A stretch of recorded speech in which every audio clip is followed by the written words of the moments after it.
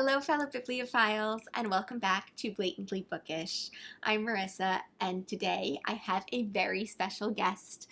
This is my husband, Andy, who has finally agreed to be on my channel, and somehow, not only did I convince him to be on this channel, but I convinced him to read Pride and Prejudice for the very first time. And I'm glad you did, because I really liked it. And I'm sorry if it looks like my eyes are going that way, but our son is asleep, and I'm looking at the baby monitor sometimes.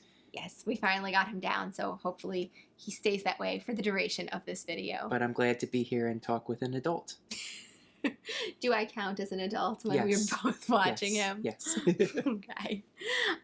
So what finally made you want to read Pride and Prejudice? Mostly that we had a son, and I wanted to be able to help have a video that wouldn't take as much prep for you, because you could just talk to me, so most of the work was me having read a book that you have read a lot of times before. I would have read a Jane Austen book sooner, but I have been intimidated by reading a Jane Austen book because you love all her stuff so much. This entire shelf behind us I know has nothing but different editions of Jane Austen books and things written about Jane Austen and about her work. And it was just a big thing. I was worried, what if I didn't like it enough? What if I couldn't get into it enough? It was just this monumental thing that I had built up too much. And it was stupid because I really liked it. So I'm really glad I eventually read it. Yeah, I mean, it's Jane Austen, so you can't really go wrong. But no, I'm thrilled that you enjoyed it and that you were so considerate and wanted to do something to help me out with my channel. It was a good time for me too, so...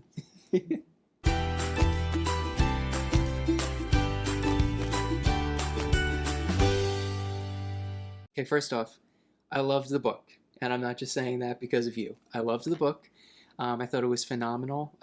I finished it about 2-3 days ago, so it's still very, very fresh in my mind. Pride and Prejudice was the Jane Austen novel that I kind of knew a little bit from pop culture.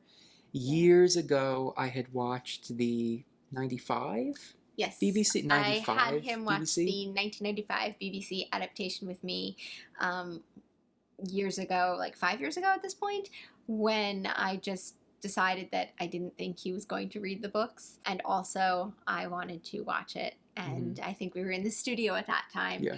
and there wasn't much space, so I got him to watch it with me. So I liked it. I remember liking it. I don't remember too much about it. I remember thinking that I knew that Elizabeth and Darcy... Do I have to say spoilers on this channel? Is that how it works? No, But I will mention... Yeah, okay. I should know that. I watch all your videos. But I've never been on this side of it. There will be spoilers for Pride Yeah. and Prejudice in this video. But I knew Elizabeth and Darcy got together. Spoilers. That's like the part I kind of knew from pop culture. And then watching the adaptation, which I thought was very fun. It was years ago at this point, so most of what I retained about that was really just... I knew that Jane also got married. I remembered that about the ending. I remembered that Mr. Collins sucked. But he sucks in the best way Great. possible. We'll talk about it more later. And it's almost embarrassing how, because now that I've read it, how little I remembered of the adaptation. But I remembered going into the book thinking, I think Wickham marries Lydia, and then as they introduced the characters, I was like, that's impossible. I was like, I am misremembering this. There is no universe where Wickham ends up marrying Lydia. And then every detail that came out during the story made me think more and more, yeah, I definitely misremembered something about that. So I got to be surprised by that twist all over again. You know, that's actually really delightful that you got to be surprised like, and no experience it for the first time, even though you did actually see the entire adaptation. I was like, well, he's like interested in Lizzie, and like, well, he isn't actually a good guy, and why would Lydia even like get to meet? Anyway, so I was surprised by that all over again. But what struck me, so that's, you know, my knowledge of Pride and Prejudice. Right. What I liked best about it, and again, this is really fresh, ended up being the thing that had me so scared at the very beginning, which was the dialogue. And I really, really loved the characters, but I say the dialogue because it's through that I grew to love the characters, because I felt they were very well written. They were fully fleshed out, they were three-dimensional, and I got that through the way they interacted with each other. So everyone knows I ended up listening to this on audiobook. I read the first few chapters, I read them, but I was having difficulty with kind of following the dialogue a little bit. So an audiobook helped me with that. He came to me in the beginning and he was saying that he was having difficulty understanding who was speaking when, and I got him to listen to the Rosamund Pike audiobook version. And I think that worked for you as sort of an introduction to Jane Austen and overcoming just the stylistic structure of how she writes. Yeah, and also it's not Old English, that's not what I mean, but she uses language very differently than modern English, so there were a few things that like I'd need to reread or rewind a little bit, but I got into it, and it started to make much more sense. And I love the audiobook. I probably could have gone back to just reading the written book, but the performance is what you could. The performance of the audiobook was really good, so I just couldn't stop listening to it. I was so delighted that you loved Pride and Prejudice. Maybe not as much as I do, but pretty darn close, I think. What was the one thing that you liked most about it, or what was something that surprised you about reading it? It's easier to answer what surprised me because I have a really strong answer to that, was how funny it was. I think that was such a surprise because I don't remember that when watching the adaptation. And actually, I'm really excited to watch the adaptation again because I want to see how I think about it this time. We have to do that. But it was really funny, and I was not expecting that. I thought it was mostly going to be a romance and like social kind of commentary, and all that was there, but I was shocked how much humor was in it.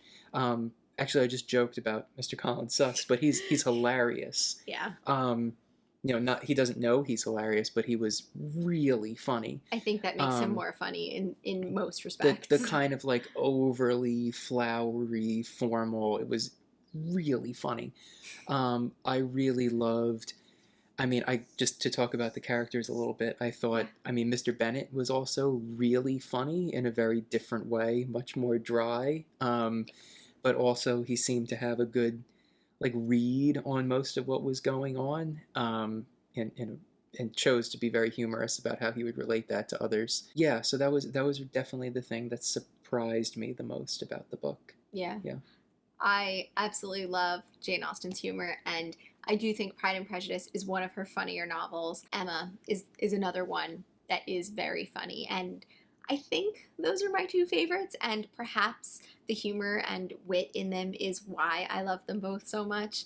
And so I can't wait for you to read more Jane Austen one day, hopefully, and get to Emma as well, and just see her humor as it plays out throughout her work. But yes, those two characters, especially Mr. Bennet and Mr. Collins, are two of my favorites because of how funny she writes them. Lady Catherine de Bourgh too is pretty hilarious. Yeah, I should have mentioned Lady Catherine de Bourgh. As I was saying, I was like, it's funny, it's fresh in my mind, but at the same time, there's a lot in the book, so I'm not going to say everything I think about it. Yeah.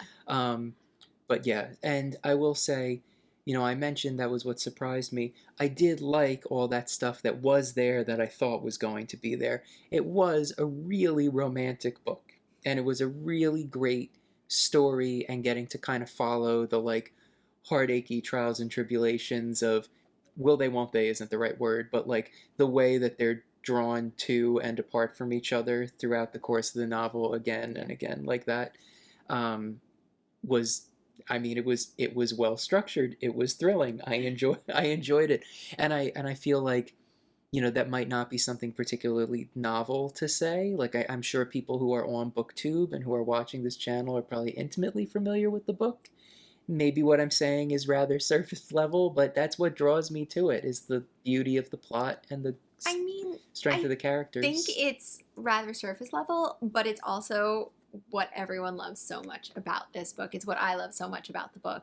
And the way you describe the relationship between Lizzie and Darcy as being drawn to each other and pulled away from each other by different factors, by their own opinions and their own prejudices, as it were, by society's expectations of them, their family's expectations of them, and so on and so forth at different times in the book, is a really interesting way to approach it, I think. I should also say that while, I'd seen the adaptation a while ago and didn't remember clearly from what I was describing about it, a lot about it, um, I did know more than like the average person probably does going into this in terms of what to expect because I mean, like, not to show how the sausage gets made, I watch all of Marissa's videos before they go live to like Yes. make sure the edits With are the right exception and of stuff. one, you did not watch the Jane Austen July quiz that I just put up Right, because I did not want you to be spoiled for the majority of Jane Austen's right, novels. right. And it just so happens the other videos you've done for Jane Austen July so far were not loaded with things I should not hear. They actually were, but you just kind of glazed over them.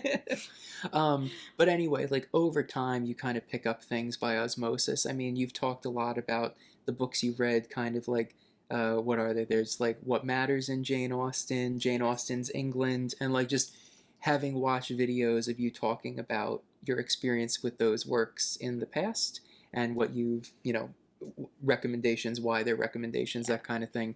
I knew a few things. Like Yeah, you I know, knew just how rude it was for Mr. Darcy to not dance with Lizzie, right. which otherwise I might not have thought of as particularly rude Yes. because it's fun. So Marissa and I were talking about what is a modern like equivalent of that kind of weird social like snub or faux pas. Yeah.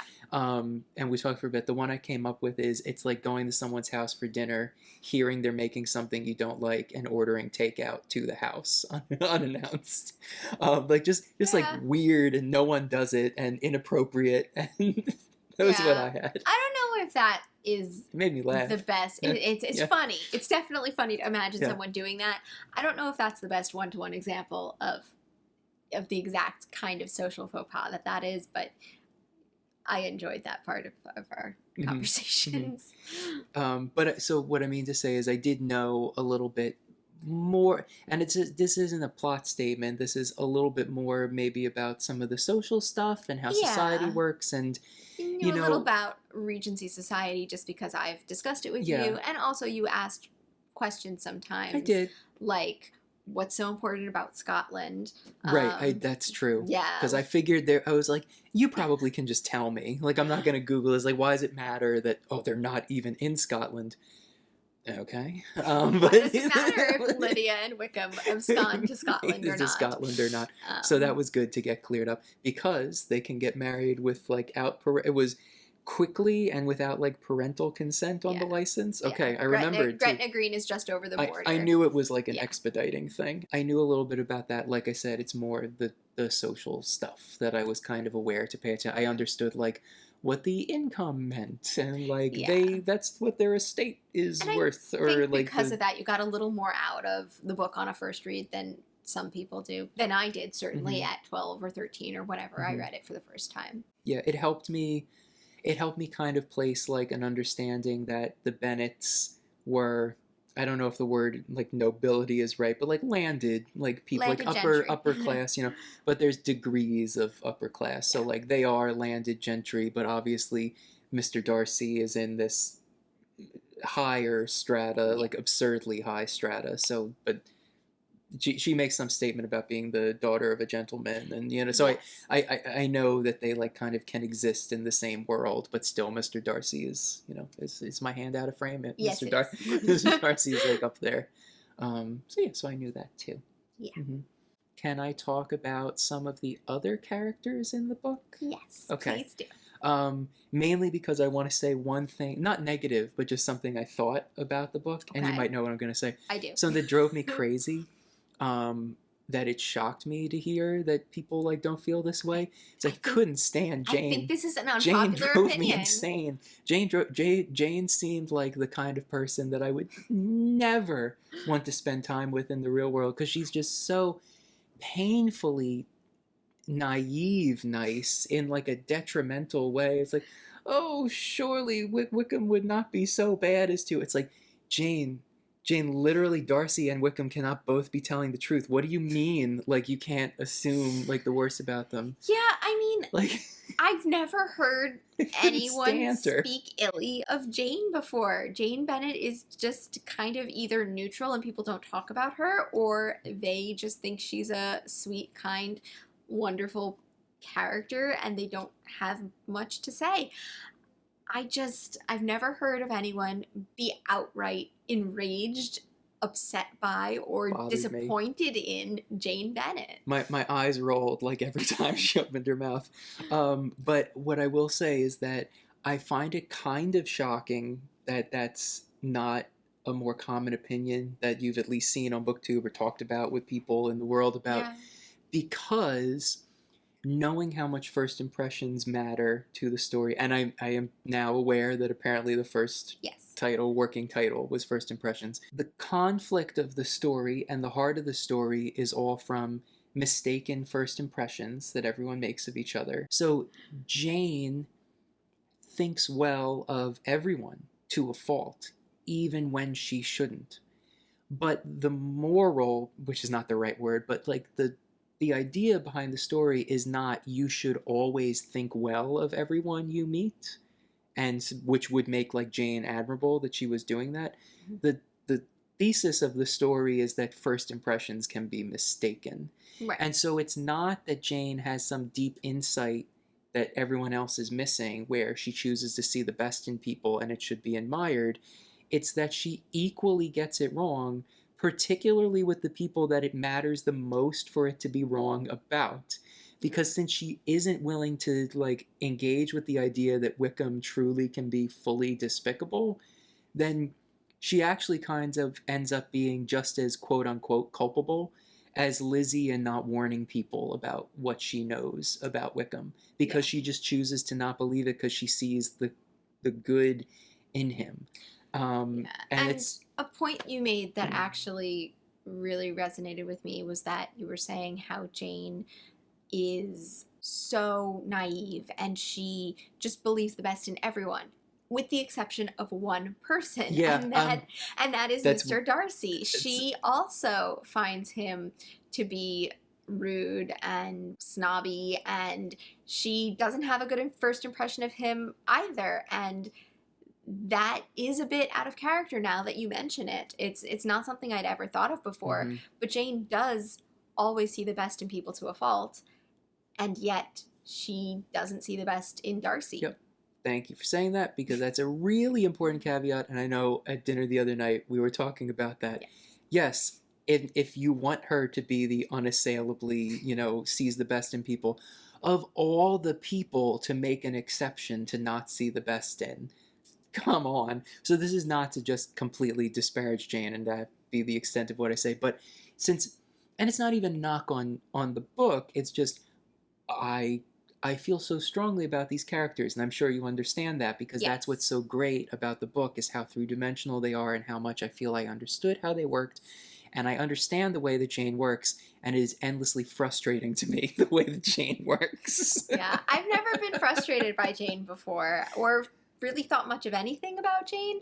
The only thing I have thought a little bit about with regards to Jane, and this is just in general with Jane Austen novels, is a lot of times I wonder, why she names certain characters those names. I mean, there are multiple Henrys, and, she's got a brother, Henry, and there's just a lot of common names that are also people in her life. And Jane especially, is her name, and I always looked at Jane Bennet as a character and tried to read into that in some way, shape, or form.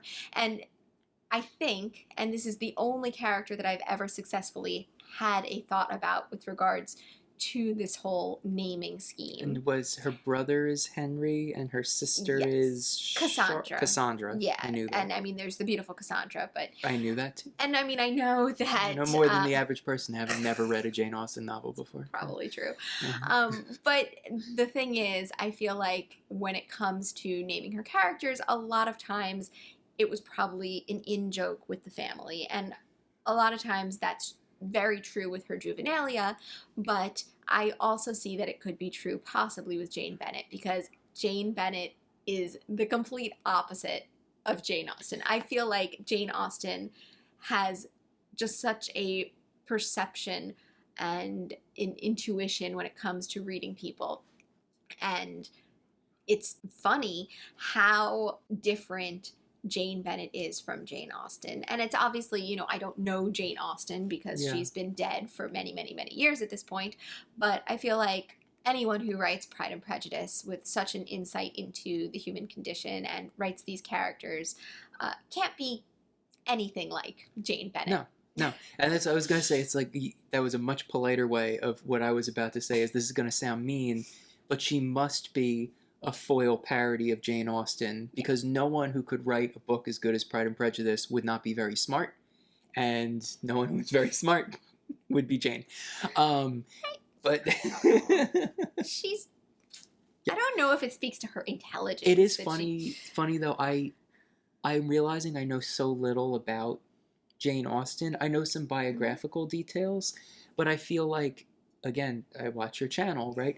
I feel like I've heard you talk about like people around Jane Austen, Yeah. which is really interesting because I think to someone like you who loves her so much, it adds a depth for you to think about the people around her. And I'm sitting here thinking, I know like she surely she has written letters or Yes. something that There's exist a collection that of can them be back there. You can that read makes some sense. of them. But I know next to nothing about Jane Austen herself, her personality, her Yeah. I have making some educated guesses based off of how great an author I think Well, she is. I mean, the truth is, I don't necessarily know Yeah. her personality. I've read biographies, but every biography has some sort of an angle or bias towards it. And I mean, Yeah. even the earlier biographies put together by her family try to make her into this, you know, pious Victorian woman, in order to make the family seem more respectable and in order to you know, make Jane Austen seem a very certain way. And, you know, I think the truth of what she was really like is somewhere in between the different views of her and somewhere between the biographies. I think we need to hit pause. I think we do. I don't know. All right, so we're back. We took a little break there. I don't know if the microphone picked it up, but our son woke up a little, and now we think he's back down. So, yes. Where were we? You want to talk about some specific moments in the book? Yeah, what specific moments stood out to you that you want to talk about? There's a lot of proposals. Can we talk about Mr. Darcy's first proposal? Sure. Yeah. Mr. Darcy's first proposal, and the main thing I want to say, because it really stood out to me, and I don't mean to make this some kind of book-to-film comparison, it's just since my window to Pride and Prejudice was the adaptation first, I think a lot about that.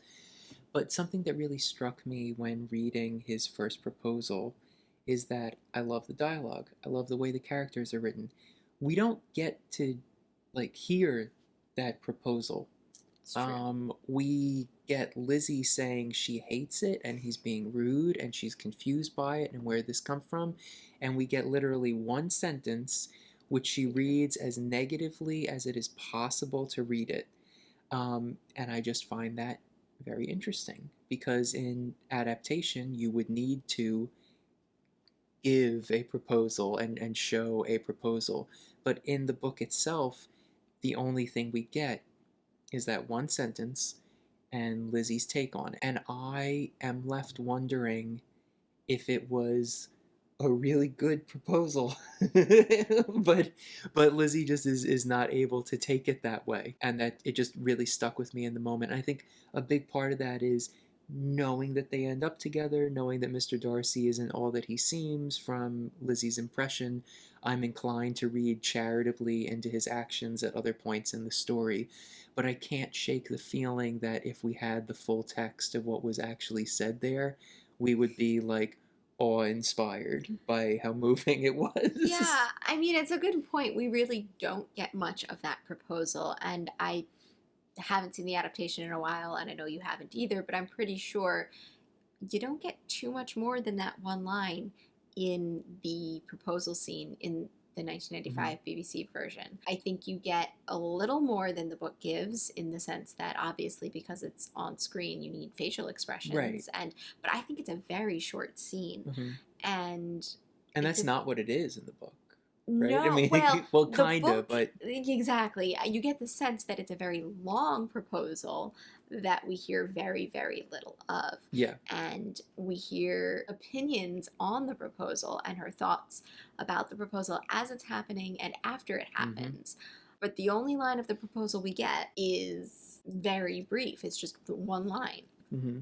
Which I forget what it is. Yeah, maybe I should find it If for you us. want to find it, you can. All right, I found it. In vain I have struggled. It will not do. My feelings will not be repressed. You must allow me to tell you how ardently I admire and love you. And that's really romantic. It's the only thing we hear. That is the only bit that we hear. But she goes on to opine about how he disparages her family and talks about how he didn't notice her. Basically, what I mean to say is, I feel like a charitable reading of what was said. I can imagine a very romantic version of what Lizzie is complaining he says. A version that's like, I was surprised by this love. I was moved by who you are, not what I expected you to be. You know, meeting you.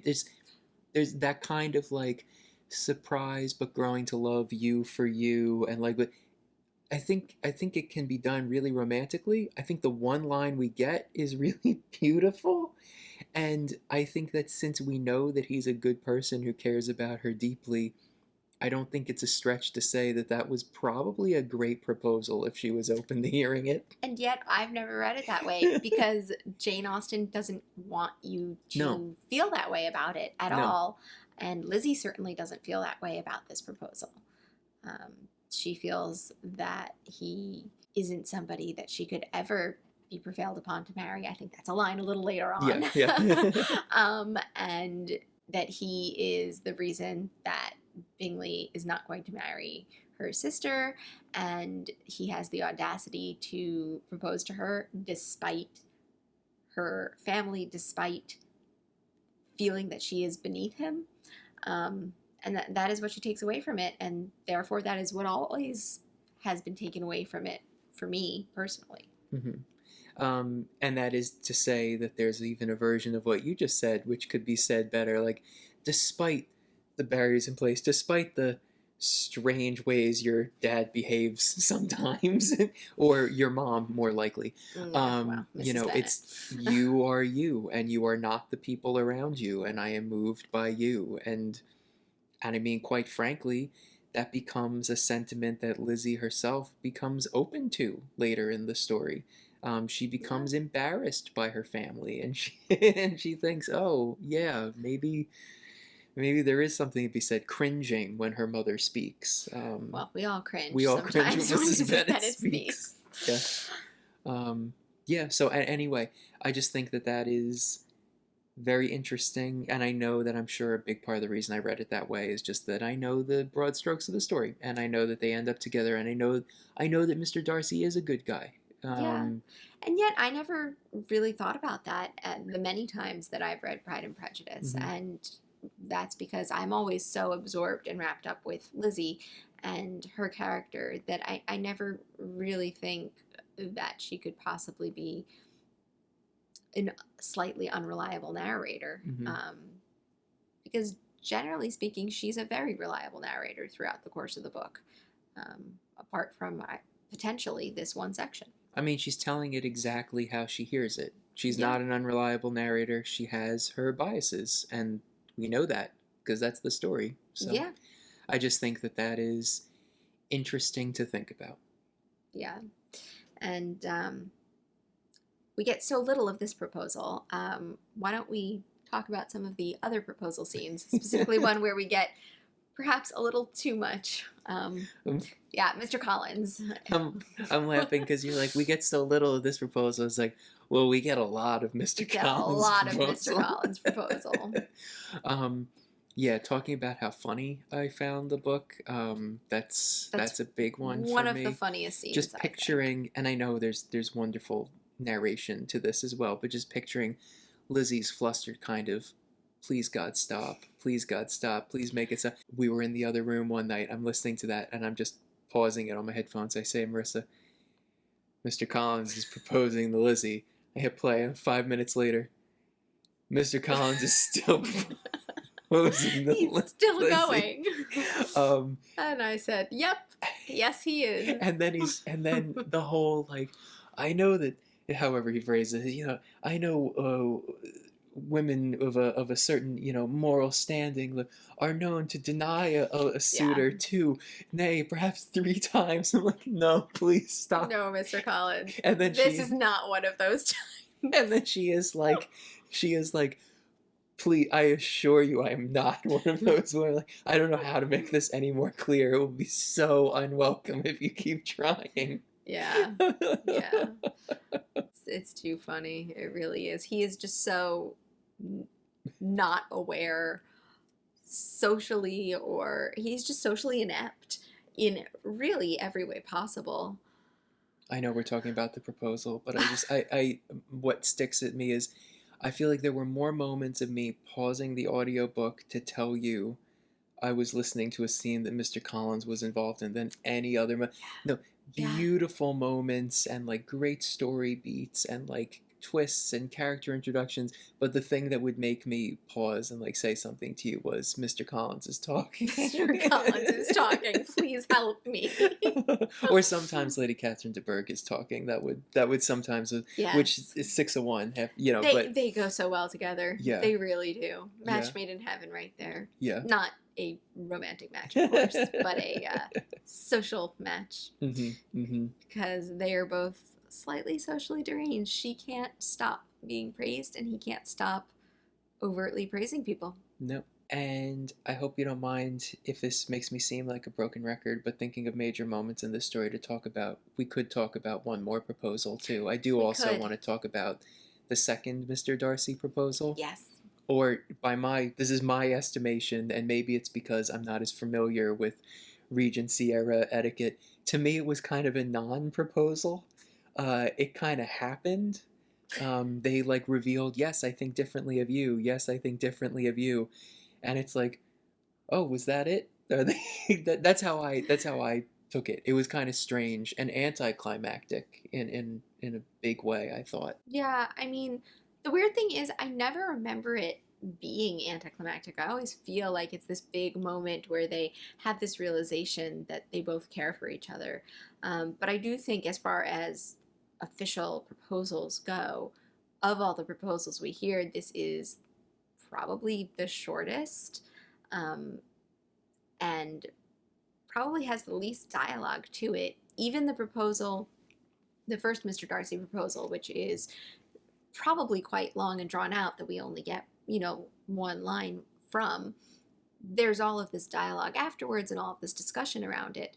Whereas this final proposal happens. It just happens. It's very quiet, subdued, rather emotionless when you think about it.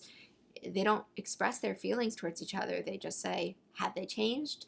Yeah. Okay, I guess we're engaged. Yeah.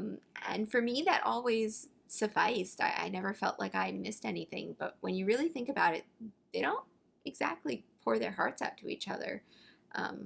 Which is funny because I suspect Mr. Darcy did the first time. Okay, I think they do pour their hearts out to each other. They don't pour their hearts out to each other to us as the reader. Yes. No, it is a scene that I cherish and look back on fondly, and it's great to kind of see them be able to come together after all of the back and forth and the forces that were keeping them apart, both internal and external, throughout the story. So it's a great moment, and it's very rewarding to the reader. I just find it funny that the actual, proposal of the discussion is a little bit more, yes, we're finally in the right place at the right time, seeing each other for who we are. Yes. And it's more a statement of, we figured each other out, than it's a statement of, will you marry me? Which carries meaning. I think it also is a will you marry me. It is. There's an understanding there that yes. they will now get married because they understand each other better. It's interesting. I say I want to talk about this moment, but I mostly want to talk about it in the context of the previous proposal, which feels to me more like a proposal. I don't know. It was just interesting to me to read it that way. I'll also add that I found the ending, because that truly does happen so late. We're basically talking about the ending of the book. I really liked how much we talked about the other characters, what people kind of did riding off into the sunset, where their stories went. One thing I didn't like, though, was in the penultimate chapter, there's this scene where Lizzie and Darcy kind of talk to each other in depth about how they felt about each other at different moments in the story. Um, and I think I mentioned this to you briefly. I almost wonder if it comes from being an origination of the rom com kind of trope, if things needed to be explained to the reader a little bit more. But to me, it felt a little bit not trusting the reader to have followed like the ebb and flow of how they were feeling, because it felt less like two characters having a discussion and more like Jane Austen explaining this to us and claiming it was dialogue happening between the characters. That's how I I don't know. felt about. I didn't need I it. always I feel like it could be both. I feel like they really could have had that discussion, and they really could just be kind of reminiscing about missed connections and misunderstandings. It wasn't wholly unnatural. It just Yeah, felt a little unnecessary to me. yeah. But I also say that, I explicitly like hearing about what characters did later, what happened to other characters, Oh, all of that. yes. And so it's all kind of part of the same like summation of the story. So I don't Yeah, I can't knock one and praise the other, I kind of yeah, feel. But it was, for me at least, I didn't need that. I'm nitpicking because it was a great book and I really liked yeah. it. It really is one of my favorites, and chatting with you about it makes me want to reread it and pay attention to some of your thoughts a little closer within the text, and to see if I now agree with you on certain things rereading it, You don't have or to. I don't have to, but I won't know until I reread it Yeah. and find out. And this Jane Austen July, I wasn't planning on rereading Pride and Prejudice, nor do I know if I have the time to. But we shall see. I do need to reread this one soon, and I'd love to watch the adaptation with you too. Yeah, and I don't know when I'll have the time to. Similar reasons probably, but I do want to read the rest of Jane Austen's novels now. I'm Yes. done being intimidated by how I was gonna feel. Yay. I'm really pleased I get to tell you that I liked it as much as I did, because I really, really, truly did. And so I'm excited to read more, and by more I mean the rest of. It's Yay. yeah, Oh, well, we'll have to yeah. plan which one you should read next. And I don't know if you're going to stick with the audiobook or if you want I to don't read either. in print.